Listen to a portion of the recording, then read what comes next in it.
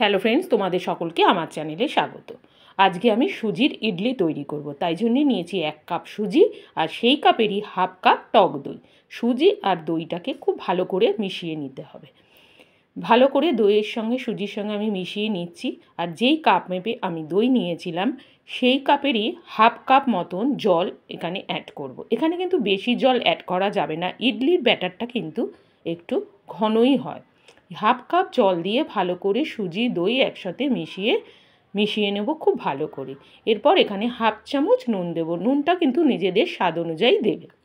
এরপরে আমি এটাকে ভালো করে মিশিয়ে নেবার পর নুনের সাথে আধ ঘন্টা ঢাকা দিয়ে রেখে দেবো।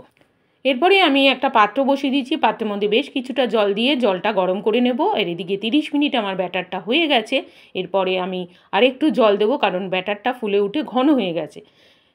অল্প একটু জল দিয়ে একটা ঘন ব্যাটার তৈরি করে রেখে দেব। আজকে কিন্তু আমি ইডলি স্ট্যান্ড ছাড়াই ইডলি তৈরি করব। 2টো স্টিলের ছোট বাটি নিয়েছি আর একটা স্টিলের গ্লাস নিয়েছি। ইডলির স্ট্যান্ড ছাড়াও যে ইডলি তৈরি করা যায় সেটাই আমি তোমাদের দেখিয়ে দিচ্ছি। এরপরে পাত্রের মধ্যে একটু একটু ঘি আমি ব্রাশ করে নেব। তোমরা তেলও ব্রাশ করে নিতে পারো, ঘিটা দিলে একটু টেস্টটা ভালো হয়। ভালো করে পাত্রের মধ্যে ব্রাশ করে নেব ঘিটা। পাত্রর মধ্যে ভালো করে ব্রাশ করা হয়ে গেছে আমার ঘিটা। এরপরে আমি ব্যাটারের মধ্যে হাফ প্যাকেট ইনো আমি অ্যাড করব, তার উপরে একটু জল দিয়ে দেবো। ইনোটা কিন্তু ব্যাটারের সাথে খুব ভালো করে মিশিয়ে নিতে হবে। এই কাজটা কিন্তু একদম শেষেই করতে হবে, বাটি রেডি করে তারপরে করতে হবে। এরপরে আমি যে ঘি মাখানো বাটিটা রেখেছিলাম তার মধ্যে ব্যাটারটা আমি দেব। বাটি কিন্তু পুরো ভর্তি করব না, কারণ ফুলে উঠবে, সেজন্য আমি একটু জায়গা ফাঁকা রাখবো। গ্লাসের মধ্যেও আমি ব্যাটারটা দিয়ে নেব, গ্লাসটাও কিন্তু আমি পুরো ভর্তি করব না। এরপর ওপর দিয়ে একটু কাশ্মীরি লঙ্কার গুঁড়ো আমি ডাস্ট। পাত্রগুলোর মধ্যে আমার ইডলির ব্যাটার দেওয়া হয়ে গেছে, পাত্র আমার রেডি। এরপরে আমি একটা ছিদ্রযুক্ত এরকম পাত্র নেব, তার মধ্যে ব্যাটারের বাটিগুলোকে বসিয়ে দেবো। আর যে জলটা গরম হচ্ছিল তার মধ্যে আমি পাত্রটা বসিয়ে দেবো। বসিয়ে দিয়ে একটা লিড দিয়ে ঢাকা দিয়ে দেবো। আর এই ছিদ্রটা আমি একটা লবঙ্গ দিয়ে আটকে দেবো। আমি 12 থেকে 15 মিনিট ঢাকা দিয়ে রেখে দেবো। 12 মিনিট হয়েছে আমার, তো আমি একটু দেখিয়ে দিচ্ছি তোমাদের আমার ইডলিটা হলো কি না। এখনও আমার ইডলিটা হয়নি, টুথপিকের গায়ে লেগে যাচ্ছে, তাই আরও আমি 3 মিনিট মতন রেখে দেবো। দেখো এখন আমার রেডি হয়ে গেছে ইডলি, একটুও টুথপিকের গায়ে লাগছে না, সব কটাই আমার রেডি হয়ে গেছে। এবার গ্যাসের ফ্লেম অফ করে দিয়ে পাত্রটাকে নামিয়ে নেব। এবার একে একে ইডলির পাত্রগুলোকে নামিয়ে রেখে দেবো অন্তত হাফ অ্যান আওয়ার, কারণ ঠান্ডা না হলে কিন্তু ইডলি ভেঙে যাবে, ভালো তৈরি হবে না।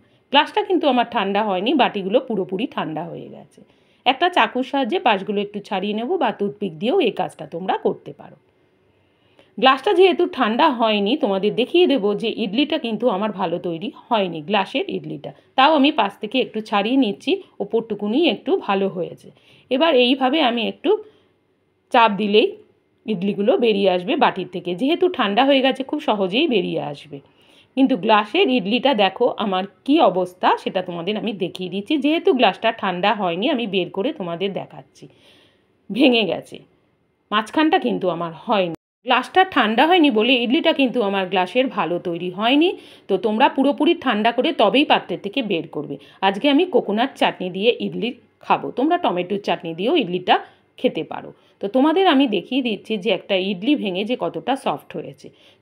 তোমরা দেখতে পেয়েছো যে আজকে কিভাবে স্ট্যান্ড ছাড়া আমি সুজির ইডলি তৈরি করেছি। তোমাদের যদি আজকের ভিডিওটা ভালো লেগে থাকে লাইক কমেন্ট শেয়ার করো। আমার চ্যানেলে যারা নতুন বন্ধু আছো চ্যানেলটাকে সাবস্ক্রাইব করে দিও, আমার ভালো লাগবে।